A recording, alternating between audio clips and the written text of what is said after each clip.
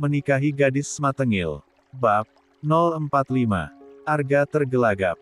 Matanya membulat penuh. Panik, bagaimana jika ibunya menemukan Novi di rumah? Ibu pasti akan mengamuk dan curiga. Kayaknya, itu tas siswi yang ketinggalan, Bu. Mungkin, dia lupa, jawabnya asal. Tentu saja alasan konyol itu tak langsung diterima Bu Vivi. Kini ia melayangkan tatapan curiga terhadap putranya. Tas murid kamu. Ngapain kamu bawa murid perempuan ke rumah? Jangan-jangan. Jangan salah sangka dulu, Bu. Tadi memang ada yang datang bawa paket. Disuruh Bu Retno. Datangnya sendirian. Bu Vivi masih menatap dengan cara yang sama. Enggak. Tadi yang datang berdua sama anak cowok. Jika Arga berpikir bahwa jawaban itu akan menyelamatkannya, maka salah besar. Karena kini ibunya itu malah melangkah ke dalam sambil meneliti ke setiap sudut ruangan demi memastikan kecurigaannya tidak benar.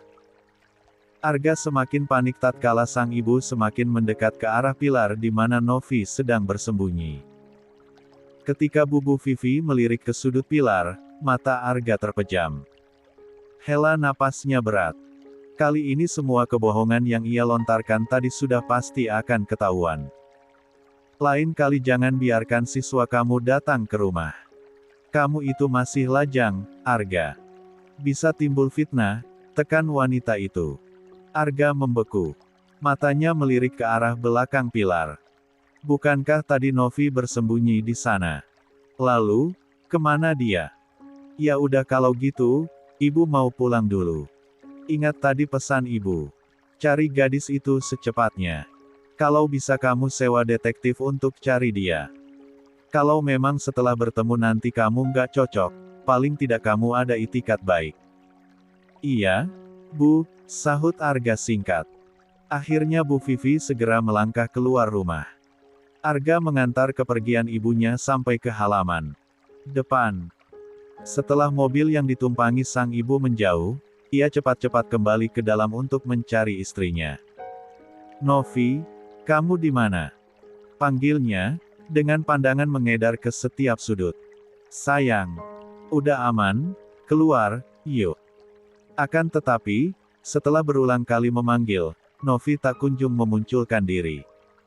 Ia pun tak berada di mana-mana. Bersembunyi di lantai atas, tidak mungkin. Sebab untuk naik ke tangga, ia harus melewati ruang keluarga di mana tadi Bu Vivi duduk. Novi, kamu di mana? Panggil Arga sambil melangkah keluar rumah. Ia mencari gadis itu di sekitar taman belakang, di samping rumah dan halaman depan. Tetap tidak ada. Membuatnya mulai mengkhawatirkan istrinya. Jangan-jangan dia pergi tadi lewat pintu belakang. Mengeluarkan ponsel dari saku celana, Arga segera menghubungi nomor sang istri. Berulang kali ia mencoba, tetapi tidak dijawab. Hal yang membuat Arga mulai frustrasi. Ah, tasnya Novi kan ketinggalan di dalam, gumamnya, mendesah panjang. Duh, Novi pasti salah paham soal perjodohan itu. Ya ampun, ada aja masalah. Pak. Tanpa sepengetahuan Arga, Novi sudah sampai di kosan. Ia langsung masuk ke kamar dan merebahkan tubuhnya di kasur lantai. Setelah mendengar pembicaraan antara Arga dan ibunya tadi, Novi memutuskan untuk pergi diam-diam dari rumah melalui pintu belakang agar kehadirannya tidak sampai ketahuan oleh sang ibu mertua. Beruntung, baru beberapa meter meninggalkan rumah Arga, ia bertemu dengan Nindi dan Hito, yang kebetulan memang ingin ke rumah sang guru untuk menjemputnya. Hito terpaksa mengantar Nindi. Ia tak punya pilihan sebab Nindi terus mendesaknya. Membuktikan bahwa wanita adalah ras terkuat di bumi. Kamu baik-baik aja, Sil. Kamu diapain sama Pak Arga? Tanya Nindi khawatir sambil mengguncang bahu sahabatnya. Aku nggak apa-apa, Nin. Nggak terjadi apa-apa, kok, sahut Novi mengusap air mata. Bener. Pak Arga nggak ngapa-ngapain kamu. Nindi hendak memastikan sekali lagi. Novi menyahut dengan gelengan kepala. Tapi, kalau dia nggak ngapa-ngapain kamu, kenapa kamu nangis? Nggak apa-apa. Lagi pengen nangis aja. Bener? Nggak mau cerita. Aku bisa jaga rahasia, kok. Lagi, Novi menggeleng. Membuat Nindi bernapas lega dan memberi ruang bagi Novi untuk menenangkan diri. Kemudian keluar kamar untuk menemui Hito yang masih duduk menunggu di ruang tamu umum. Gimana Novi? Tanya Hito. Gak apa-apa. Cuma butuh istirahat aja, sahut Nindi. Yakin? Hito hendak memastikan, sepanjang perjalanan pulang Novi terus diam. Iya. Kalau ada apa-apa, nanti aku bantuin Novi nuntut abang kamu itu.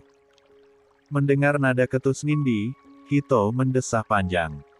Belakangan ini ia terus menjadi bulan-bulanan Nindi.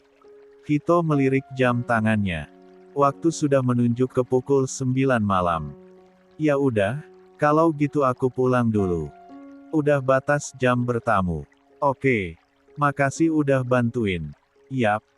Sementara di dalam kamar Novi masih teringat akan pembicaraan Arga dan ibunya. Satu hal yang bisa saya simpulkan dari pembicaraan itu. Bahwa Arga pergi ke desa mencarinya untuk membatalkan perjodohan itu, dan semua ia lakukan demi Alia. Masih segar dalam ingatan Novi di malam pertama mereka menyandang status suami istri. Kala itu, Arga melakukan video call dengan Alia hingga larut. Pembicaraan mereka terdengar sangat mesra. Panggilan sayang yang disematkan Arga untuk Alia pun terdengar begitu manis. Bukan hanya itu, keesokan harinya, Arga berniat meninggalkan Novi seorang diri di desa. Andai tidak terdesak Arvin, ia pasti sudah pergi tanpa membawa istrinya. Dan yang paling membekas dalam ingatan Novi adalah, kala Arga membentak dan menghukumnya dengan menyuruh menghabiskan secangkir teh asin. Padahal ia tak sengaja memasukkan garam ke dalam teh yang dibuat untuk Alia. Bahkan keesokan harinya, Arga meninggalkannya di rumah dalam keadaan kelaparan sampai pingsan. Novi bahkan sempat demam tinggi, dan lagi-lagi Arga meninggalkannya sendirian di larut malam demi Alia. Secinta itu Mas Arga sama Bu Alia. Gak mungkin dia mau ninggalin Bu Alia hanya karena orang yang baru dia kenal. Apalagi hanya untuk perempuan seperti aku. Air mata Novi merebak membasahi pipi. Bak ditusuk belati tajam, hatinya semakin perih. Ya Allah, kenapa aku sepolos ini? Kenapa aku sempat percaya sama Mas Arga? Novi membuka ponsel. Foto kebersamaan Arga dengan Alia ia tatap dalam-dalam. Bukankah keduanya terlihat sangat serasi? Mengusap air mata, Novi memantapkan hati untuk berpisah dari Arga. Biarlah perjodohan itu menjadi rahasia seumur hidupnya. Arga tidak perlu tahu bahwa Novi lah gadis yang ia cari. Sil, di depan ada Pak Arga, ucap Nindi yang tiba-tiba masuk ke kamar. Lamunan Novi seketika membuyar. Ia menatap sahabatnya. Aku nggak mau ketemu lagi, Nin. Melihat pancaran penuh luka dari tatapan Novi membuat Nindi ikut geram. Ia kembali keluar untuk menemui Arga. Bahkan Arga dibiarkan menunggu di depan gerbang. Novi bilang nggak mau ketemu lagi sama Pak Arga. Nindi, tolong buka dulu pagarnya. Pinta Arga. Jangan maksa, Pak. Kasihan Novi udah tertekan banget. Sekarang Pak Arga pulang aja dan kasih Novi waktu untuk sendiri. Setelah mengucapkan kalimat itu, Nindi segera masuk ke rumah tanpa memerdulikan Arga. Arga semakin bingung. Ia tak menyangka bahwa tindakannya tadi membuat Novi begitu marah. Tanpa ia ketahui penyebab yang sebenarnya. Sayang, aku nggak ada niat memaksa kamu. Maaf, kalau caraku tadi salah. Isi pesan Arga yang ia kirimkan kepada Novi. Jangan salah paham tentang pembicaraan aku sama ibu.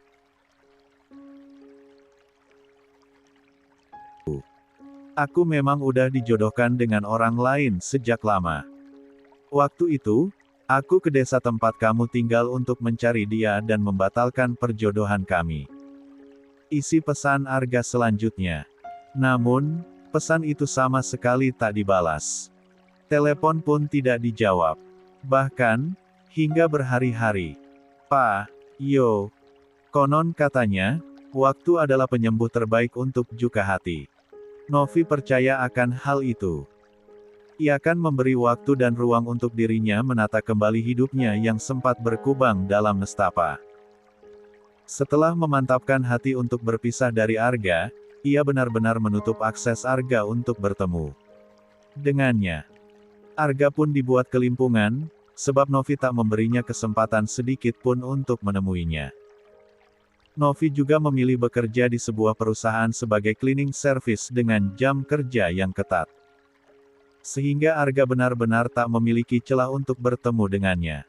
Sil, ayo cepat siap-siap. Pekik Nindi saat melihat Novi masih bermalas-malasan di tempat tidur, sepulang bekerja. Aku nggak usah ikut, Nin. Kamu pergi aja. Mana seru kalau kamu nggak ikut. Ayo dong siap-siap. Nindi memasang wajah memelas. Tentu, permohonan itu tidak akan bisa ditolak oleh Novi. Terpaksa, demi Nindi ia bersiap-siap. Mengganti pakaiannya dengan gaun yang sebelumnya telah disiapkan oleh sahabatnya itu. Nindi memoles wajah Novi dengan makeup. Mengganti kacamata dengan soft lens. Hasilnya, Nindi pun hampir tidak percaya bahwa sahabatnya yang polos bisa secantik ini. Kalau nggak dandanin sendiri, aku nggak akan percaya kalau ini kamu. Ja terkekeh. Artinya kalau nggak dandan aku jelek banget, iya. Novi memandang wajahnya melalui pantulan cermin. Malam ini ia memang tampak sangat berbeda. Cantik juga. Bedanya, ini pertama kali kamu dandan. Jadi pangling gitu. Keduanya segera keluar kamar. Untuk kali ini mereka akan pergi tanpa ditemani Hito. Sebab sejak Novi menjaga jarak dari Arga, Nindi pun melakukan hal yang sama. Jangan sampai Hito menjadi musuh dalam selimut. Kurang dari 1 jam, mereka telah sampai di sebuah hotel tempat berlangsungnya acara. Beruntung, panitia memilih konsep pesta topeng, sehingga mampu menyamarkan wajah keduanya. Baru masuk ke ruangan suasana tampak begitu ramai. Pandangan Novi berputar ke setiap sudut, entahlah. Padahal hatinya enggan bertemu dengan Arga, namun matanya justru mencari keberadaan lelaki itu. Hingga akhirnya, ia mendapati Arga sedang duduk di kursi khusus untuk guru dan panitia. Di sana juga terlihat Alia. Meskipun menggunakan topeng, namun Novi dapat mengenali suaminya dari postur tubuh yang tinggi tegap. Belum lagi potongan rambut yang hampir tidak pernah berubah. Duduk di sana aja, yuk. Nindi menunjuk sebuah kursi yang ada di tengah ruangan. Acara pun berlangsung dengan meriah. Para calon lulusan itu menikmati pesta dengan riang. Tawa dan obrolan bercampur alunan musik menyatu. Arga, mau minum? Tawar Alia, yang duduk tak jauh dari Arga. Makasih. Arga meraih minuman pemberian Alia. Sama-sama, sahut Alia dengan senyum yang tersembunyi di balik topengnya. Arga melirik ke kanan dan kiri untuk mencari keberadaan Novi ataupun Nindi. Namun, di antara ratusan siswi yang berdatangan, ia sama sekali belum melihat Novi di sana. Atau, mungkin Novi mersilih untuk tidak datang, mengingat ia tak begitu menyukai pesta. Gimana, Clay? Tanya Arga kepada Hito. Nggak ada, Bang. Nindi juga nggak ada. Apa aku yang nggak lihat? Ya. Bisik Hito ke telinga kakak sepupunya. Cari lagi, iya. Siapa tahu ada di antara mereka. Pemuda itu mengangguk pelan. Di sudut lain, Novi menghela napas panjang sambil menyandarkan punggung di kursi. Jika boleh jujur, ia tidak suka pesta. Alunan musik yang kencang membuat telinganya terasa berdengung. Melirik Nindi yang sedang ke sudut ruangan untuk mengambil minuman, Novi pun bangkit.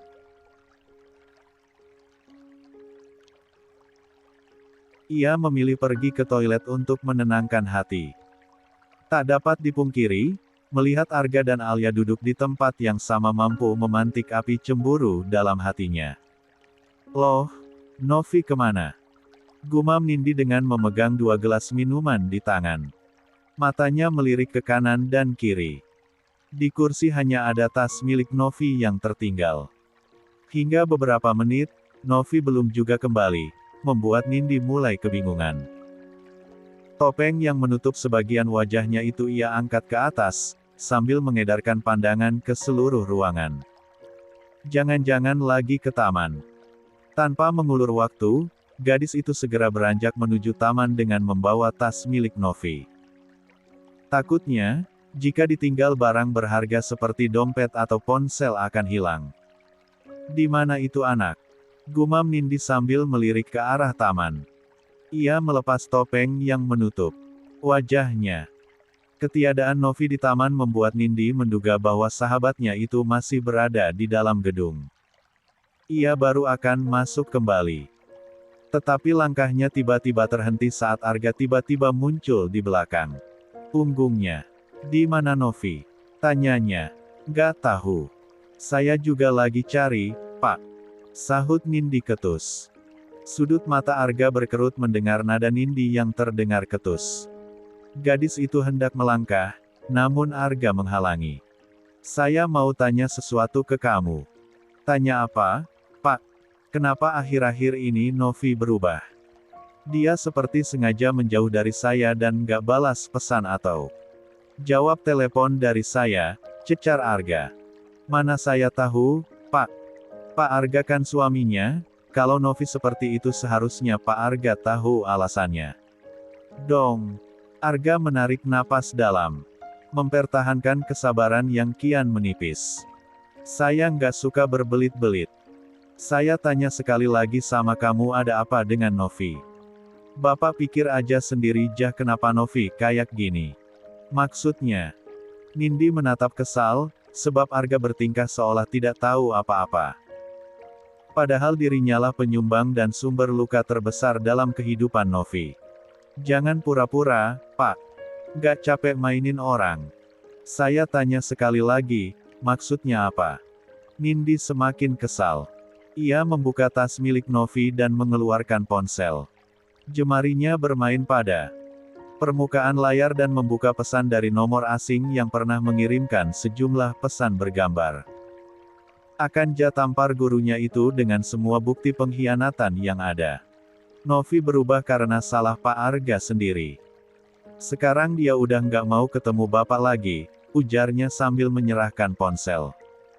Minimal jangan mainin orang, Pak. Kasihan Novi. Arga meraih ponsel milik Novi. Matanya seketika terbelalak saat melihat foto di mana Alia memeluknya beberapa waktu lalu.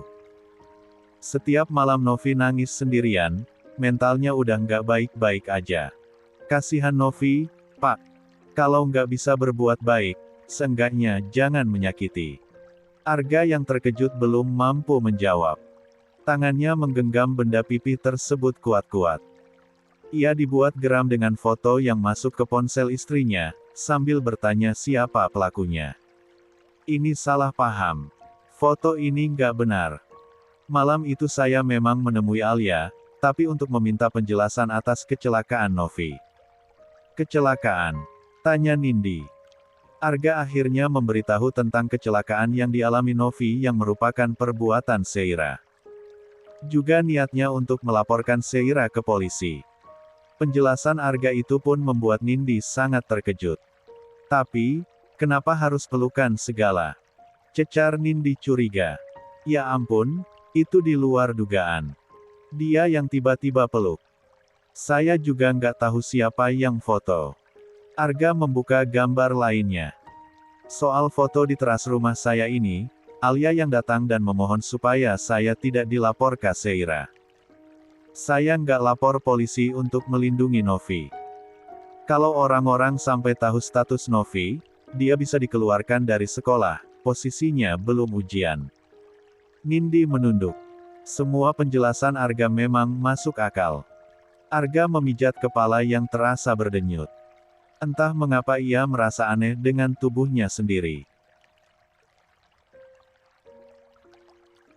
Sedikit pusing dan mata berkunang-kunang. Padahal yang harus ia lakukan sekarang adalah mencari Novi dan menyelesaikan kesalahpahaman ini. Abis foto pelukannya mesra gitu, Pak. Kamu udah tahu ada foto kayak gitu, kenapa nggak langsung konfirmasi ke saya? Bentaknya, membuat gadis itu semakin menunduk. Nyalinya tiba-tiba menciut. Sekarang jawab, di mana istri saya?